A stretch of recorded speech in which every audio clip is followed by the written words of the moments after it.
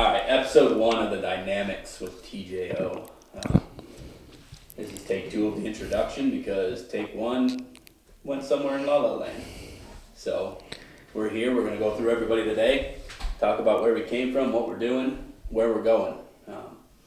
This is going to be a separate ordeal from the Journey Outdoors where we're kind of taking things to a whole new level here, more talkative, more whatever we decided the dynamic said, I don't remember. Yeah, I'll have to look that up. Basically, figuring some things out on teaching, getting guys on here that you may know, you may not know, and going from there. Yeah, our goal is to kind of tie it back into how the outdoor industry is nowadays with how much, things are changing, how much they have changed, and kind of relate it back to our group of 5 guys spreading across Pennsylvania into western part of West Virginia. And we're definitely a very dynamic group. Throughout the podcast, you'll realize that not a lot of us can attend all at one time. We'll definitely have a podcast here or there where it's just a few of us, where, obviously life comes up. We all have families. We all have full-time jobs on the side. So that's kind of what our goal is, to just kind of show how we're a dynamic group, and we're going to tie it back into how the industry and how hunting is, and hopefully have some guests on here that can kind of, tie everything together. And yeah, pretty exciting. Yeah, just like Jordan said, we all come from different backgrounds here, but I feel like we all share the same core values as a group. Really looking to help showcase that, bringing some guys on board, having, similar, experiences to us, how their paths have crossed ours, and just looking forward to see where we're going to go with this. So pretty exciting stuff. I feel like it'll fit our group well and just our style. One thing that we can do in this group, and I'm for sure anybody can do it in this industry, is BS a little bit. So looking forward to share some share some good knowledge to you guys, and learn a little bit more from guests, and just showcase all that in one platform. Yeah, so as you guys see, we got 2 members.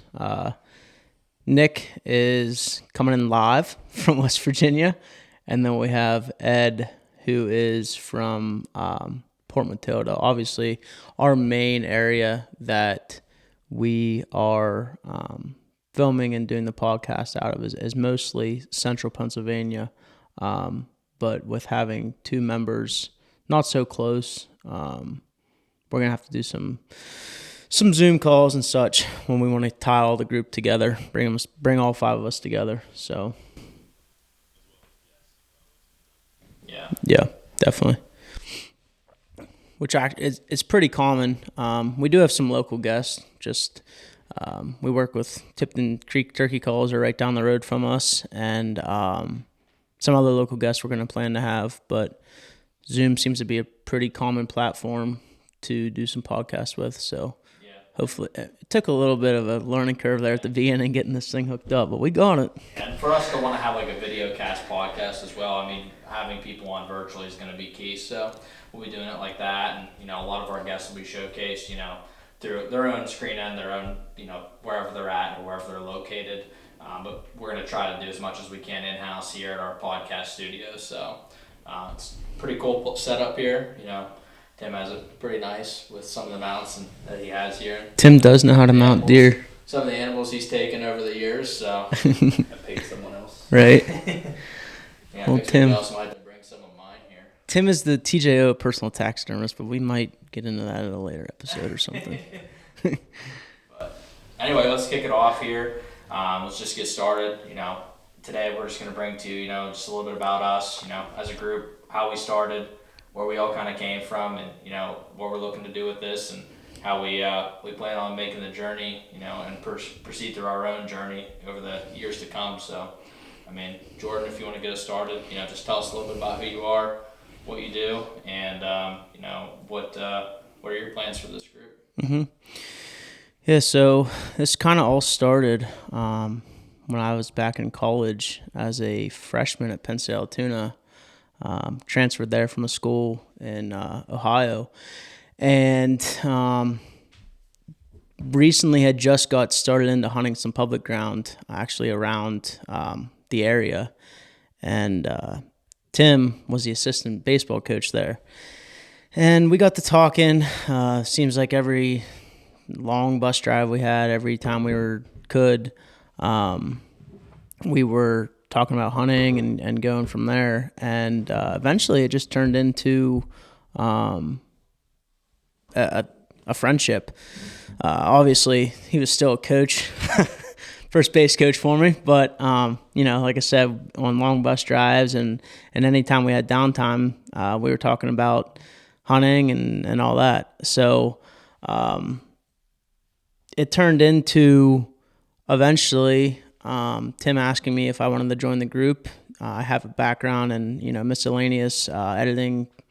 I owned a photography, videography side on the business on the side, and that was kind of the main goal to ask me to come on and help them. They had loads of footage, and we still do. That is waiting to hit the YouTube, and after that, it started to just turn into more or less just a really tight knit group, and now we're here. I think 4 years later. I think I joined 4 years ago, right around this time actually. So yeah, probably about that. But no.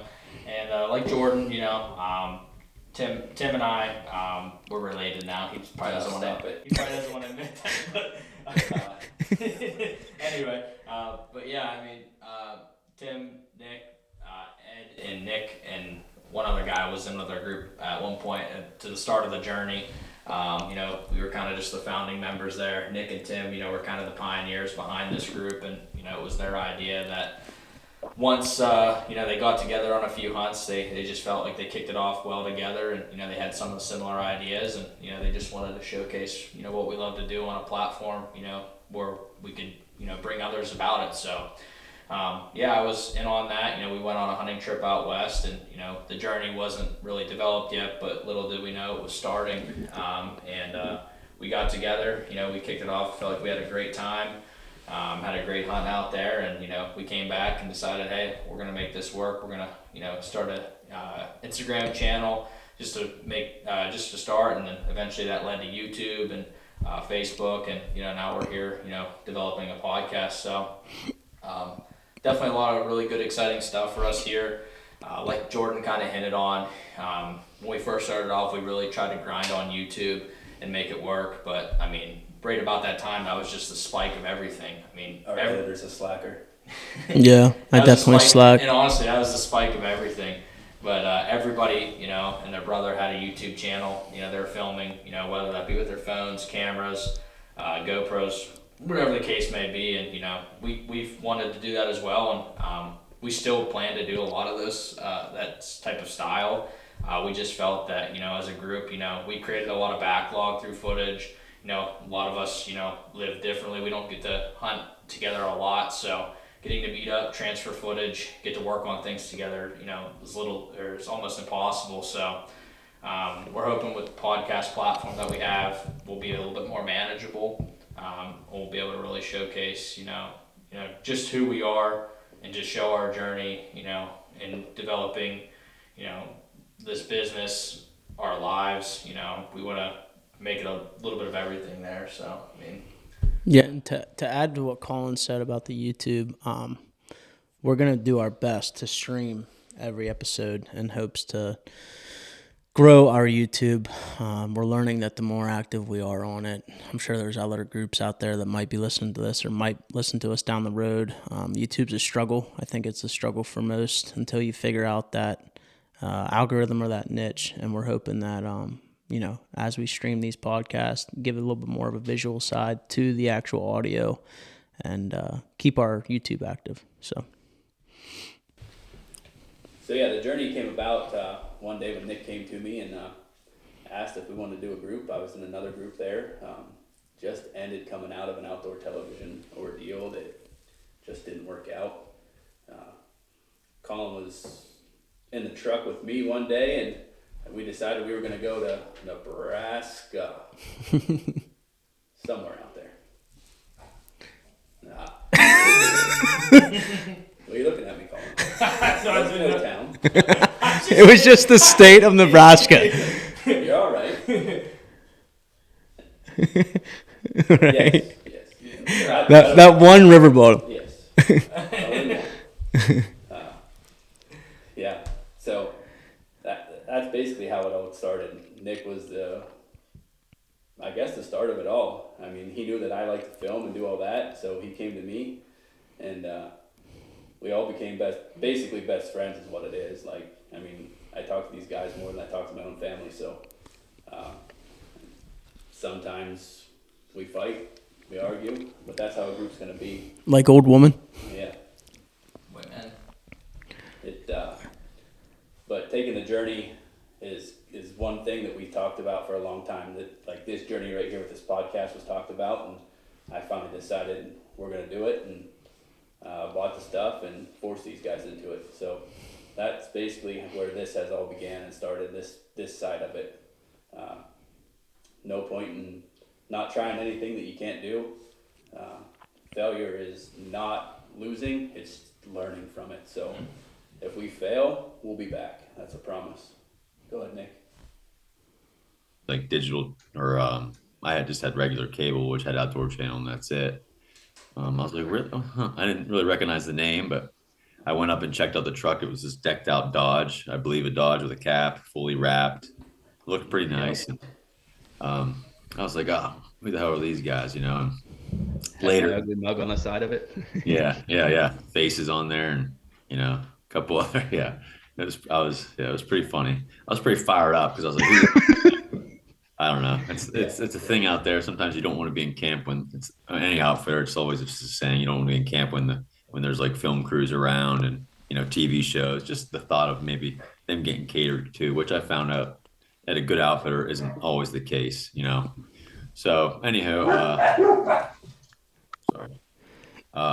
Later at that night when we were having antelope burgers, Tim and I sat down, kind of hit it off, and just talked a little bit and about where they're from, who we all know, and where they hunt. And I instantly was drawn to Tim. Back then I was doing a lot of filming of myself. From I don't know how long ago. I've been probably filming at least probably close to 20 years. Just myself and just my little mini DVD camera, and it evolved from that to Canon, and now I'm running an A7 III or whatever, thanks to these guys with the help. But I was showing Tim some of my deer. I was hunting a big 800-acre farm. I was showing Tim my deer, and Hulk was his name, the big deer I wanted to kill that summer or that year. And Tim, like I said, Tim and I just hit it off. I was showing them my footage. They'd show me what they were doing, and I actually took a deer. I think it was the first morning of that hunt, I believe, the famous double drop tine deer. Yes, sir. Double drops. Yeah, the story on that is he had velvet hanging down on both sides off his beams, and when he first come off that hill, out of those ponderosa pines, I looked at him once, and I was like, threw the camera on him, thinking he's coming up that trail. I'm thinking, oh, he's got double drop tines. Are you kidding?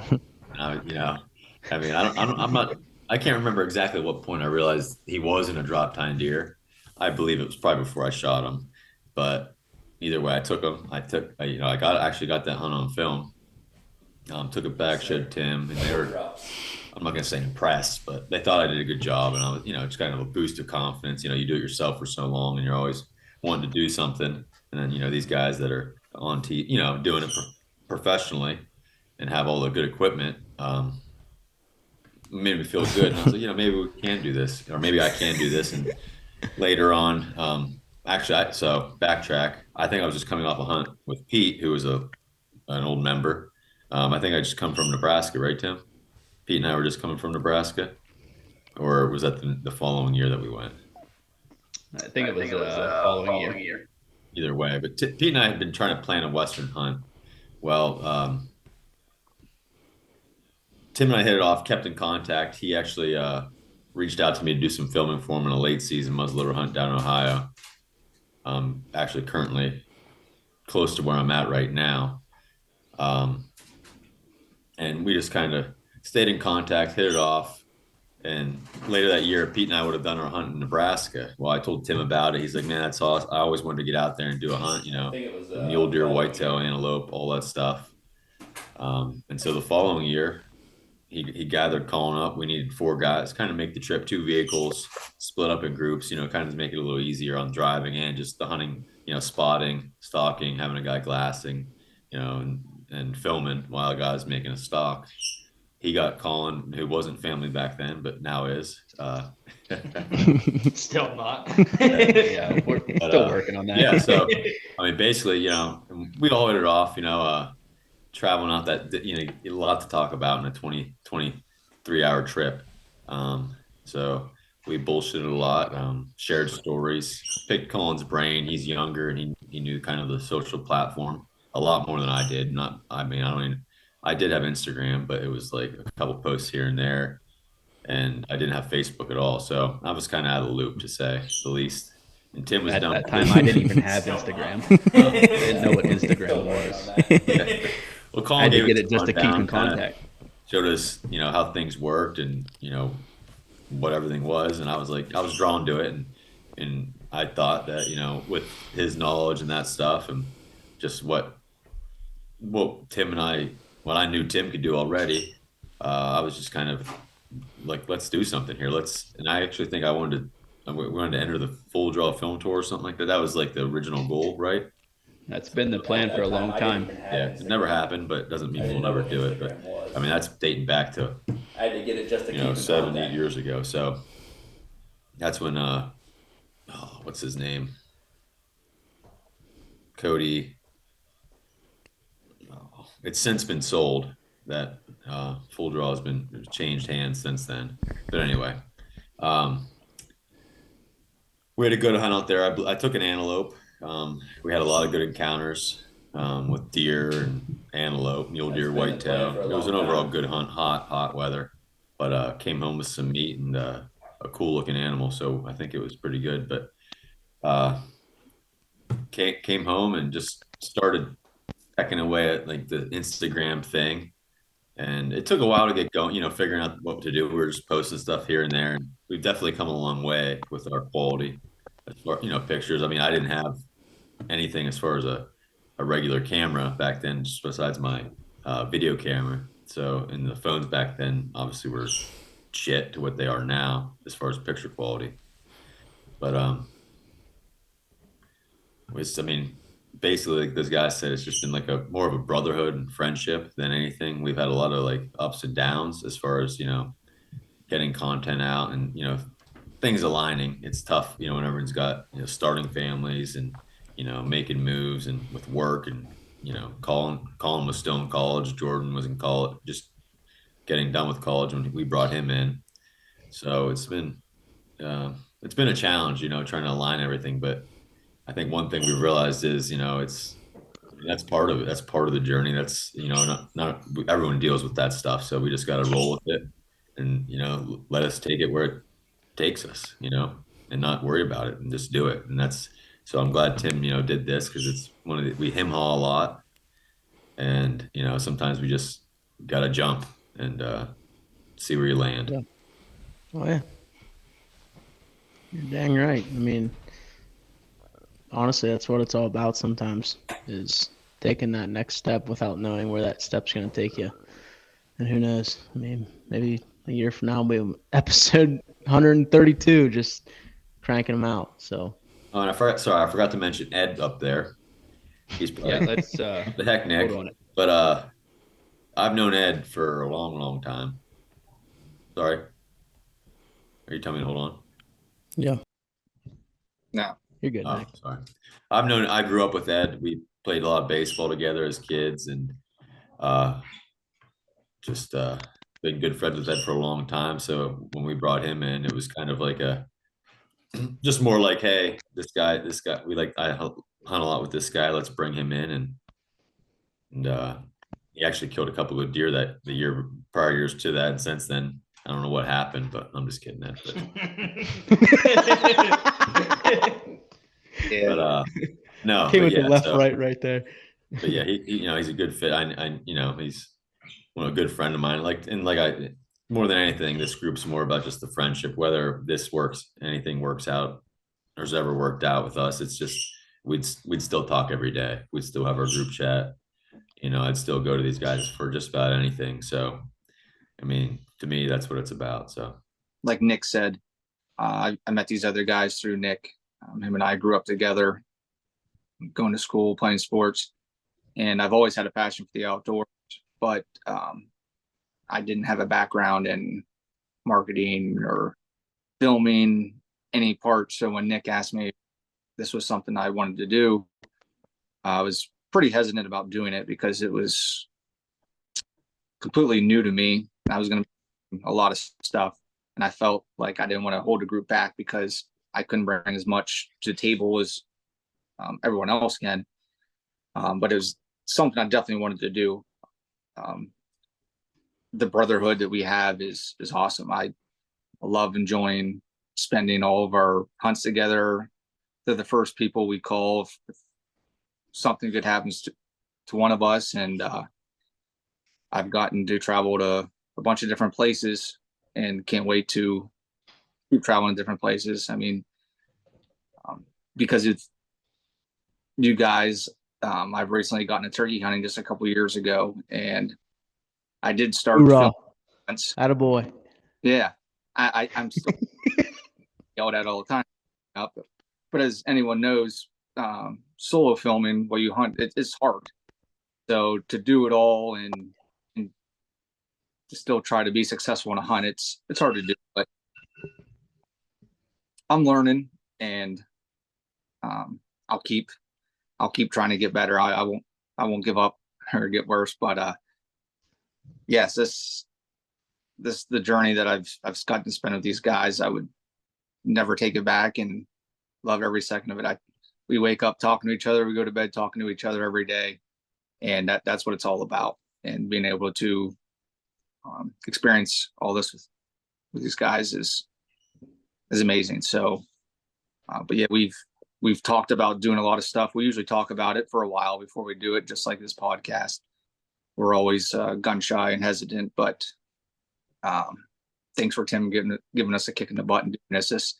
This I think fits our style a lot better because we're all married with kids or soon to be married, and have other hobbies and jobs. So I feel like this will fit us very well, and we'll get to interact and talk to a lot of other people in industry.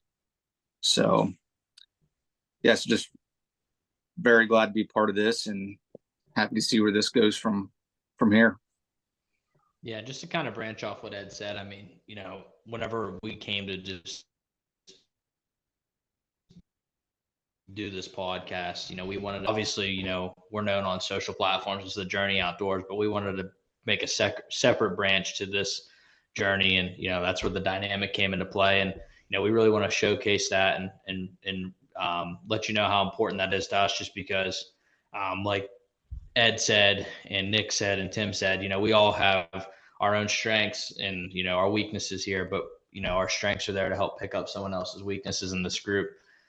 Jordan and I feel that, we are really good with the social media aspect side of things and the content side of things, but Nick and Tim have very good creative aspects, and Ed pitches in there along the way as well. So we all formulate together, we make a positive interaction, we definitely butt heads a lot, but at the end of the day, proud to call these guys my brothers, and looking forward to, bringing this all together and bringing you the dynamic.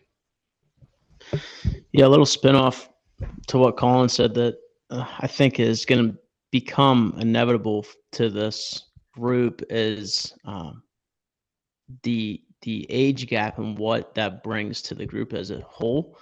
I mean, I'm green. Like, I don't have the experience that Nick, Tim, and Ed have it all in the woods. These guys have taught me a lot. I'll never forget the first time I was winded by a giant Pennsylvania deer, and I couldn't understand why. And I called Tim walking back to my truck with an hour left of daylight, and I said, dude, I don't know how he winded me. And then Tim was like, well, what was your thermal like? I'm like, well, Tim, what's a thermal? So, I mean, as we go through this, I think it's going to be cool. We're definitely going to get into some heated, topics, debates like we do all the time in our group chat and our daily conversations. But I think what is important is adding different perspectives and different views, whether it be life, hunting, or anything really. The more, iron sharpens iron, and the more beliefs, the more concepts you bring to a group, that's how you grow. And that's what I feel like really jives for us. So, yeah. Yeah. Oh, That's, sorry. so that's basically what it is. When an actual hunting started, like we did, and go from there. Yeah, I think that's smart because we talked about how we're all part of the journey. Right.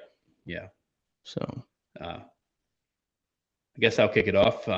So my hunting was given to me, basically. I come from a family that does nothing but hunt. My dad, pretty much when I was younger, was gone every day hunting. So, and that's how I've come to it. My uncle, my cousins, they'd pick me up every day, take me out to the woods, do whatever I needed to do to get out there. And that's how it began. And I shot my first deer with a bow at 12 years old, and I'll never forget it to this day. It was the most unbelievable thing in the world, yet at the same time the most scariest thing, because I had no idea what was going on. right. How I grew up, I never sat with my dad, never been with him hunting. He's like, here you go. That's how it was. It's way different now. I feel like it's opposite with you and your dad now. I feel like he's like, "Hey Tim, where should I sit?" Yeah, my dad has no idea. I don't know what happened. That's a different story we'll get into about last rifle season some other day. Yeah, man. Yeah. But if Tim's good with that, I'll just proceed off that. I didn't grow up hunting. I didn't come from a hunting family. I was kind of lucky enough to meet my wife early on, and her family showed me the ropes. I remember my now grandfather-in-law, John, taking me out hunting for the very first time. We had some crazy success the first couple of times, and it seemed to have gone downhill from there. Pretty much me and him have been hunting together for the last 10 years and, pitching ideas off each other, scouting. And, that's just how I grew up. I mean, didn't have private access for the longest time when I first started hunting. So I had to learn pretty much everything from scratch, from the knowledge and the values that they helped instill in me, and, just grind it out and learn from failure. And I mean, that's kind of where I'm at. I mean, I know that, even though I've learned a lot over the years, there's still a lot more to learn and figure out. And I mean, I'm looking forward to every minute of that. But yeah, I mean, it's kind of a little bit about my background and, just how I got here from the journey aspect of things, and, hoping to showcase, our failures, our successes, and our group through this platform. So. Yeah, a little spin off to Colin. He mentioned he pretty much started on public. I was a little bit opposite. I didn't grow. My dad got my first deer with me. It was a basic Pennsylvania mountain drive. Two guys walked up a hollow and pushed the first doe to me, and I shot it 7mm 08, and that was it. That was at the age of 10. And then from there, it kind of just, I feel like with a lot of people, it just kind of sparks from there. Kind of just hit home with me, and dad kind of stepped out. And from there, I met a kid named Jared Howman, and he owns a pretty good farm, actually a really good farm. Started hunting that for, I think it was 7 or 8 years, and kind of only got used to, in the hunting sense, those 400 acres. It was like, I didn't hunt anywhere else. I didn't explore anywhere else. I didn't put my feet anywhere else. It was those 400 acres, and I was set in stone to that. And to a point, it was cool. I definitely learned the deer movement and the, habitat on those 400 acres. But you put me in any other scenario, I was completely blindsided, no knowledge at all. And eventually I went to college, and that friendship, it's still there, but in terms of hunting, just don't, I still go there for a few sits here and there, but, I don't hunt there much anymore. And that's when I got introduced to public ground. Actually, my first few sits ever on public ground was in Ohio. And boy, did that spoil me. I'll never forget it. I was playing fall ball out there for college.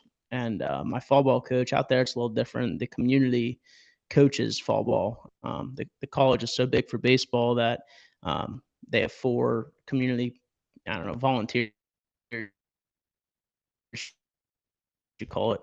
And the one guy noticed a sticker on the back of my truck, and he saw I was a bow hunter. Well, at the time, I didn't know much about bow hunting, but I had a bow in my hand.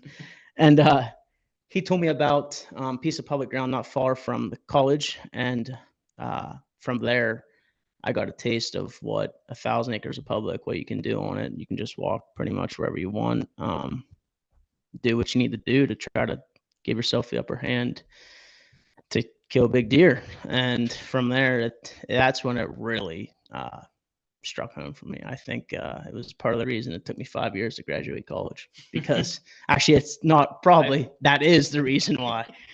6 years maybe, yeah. Tim's saying here. But yeah, I ended up having tough decisions on these cold fronts in November if I should go to chemistry class or I should go to the woods. And I chose the woods every time. So that's kind of how I got started. From there, it's just been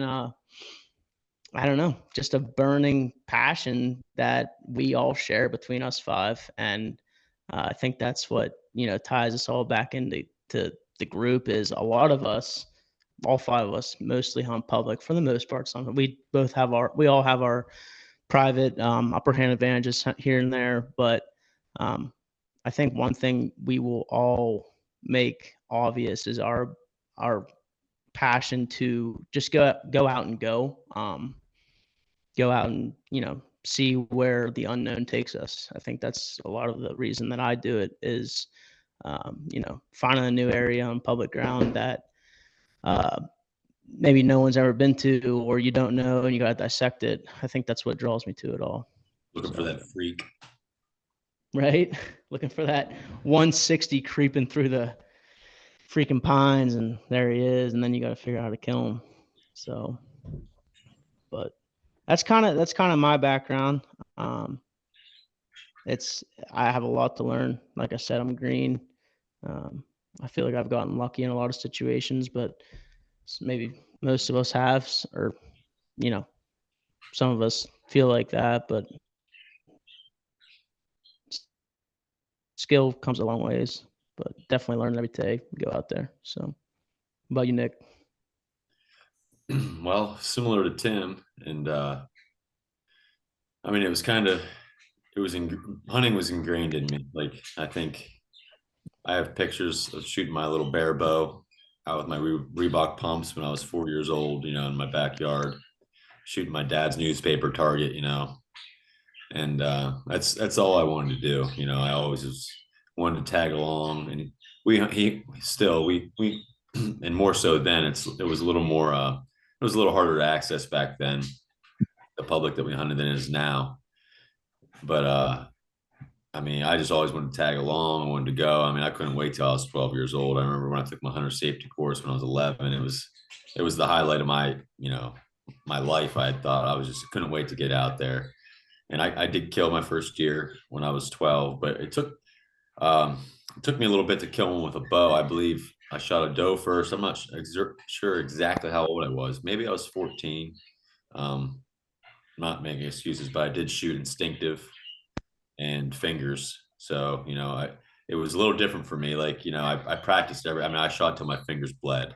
I'd be out there shooting all day, all night, I oftentimes would turn on the back floodlight and be shooting, anywhere I could, shooting into the house, shooting out of the back sliding window, just obsessed with bow hunting mainly.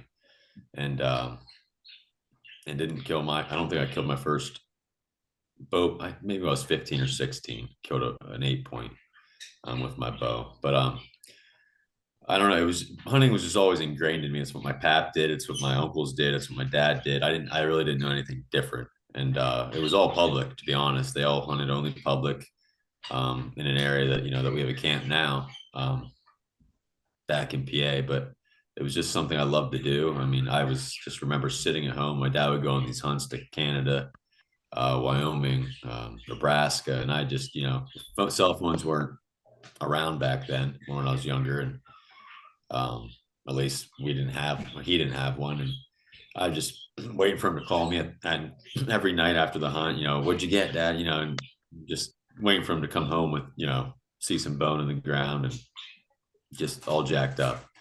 And the passion really has never left, regardless if it's just putting boots on the ground, getting out in the woods, checking for sign, or just taking inventory on the deer. It's something I love to do, and I really don't see life without it, to be honest.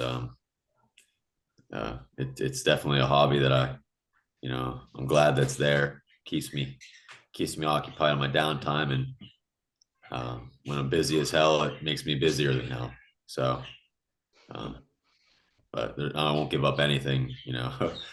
Hunting's pretty high up there on my priority list, or at least being in the woods, and it's pretty high up there. So I believe it always will be too, unless I I'm no longer here. So Till you die. I think that goes for all of us. Yeah. I think I'd rather die than not hunt. Right? Honestly. I really think I would. yeah, when I found out I tore my bicep, I'll tell you, I was like, I need to see if I can pull my bow back. Like, and I Right. can. I have You full almost went strength there, lefty. so can't throw a ball anymore, but I can pull my bow back. There you go. What about you, Ed? Sum it up, dude.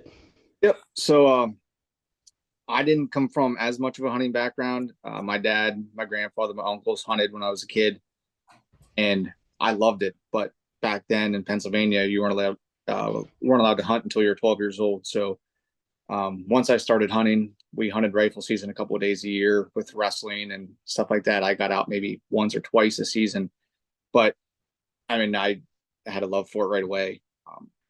I wanted to do it a lot more, but I just didn't really know. My family didn't know.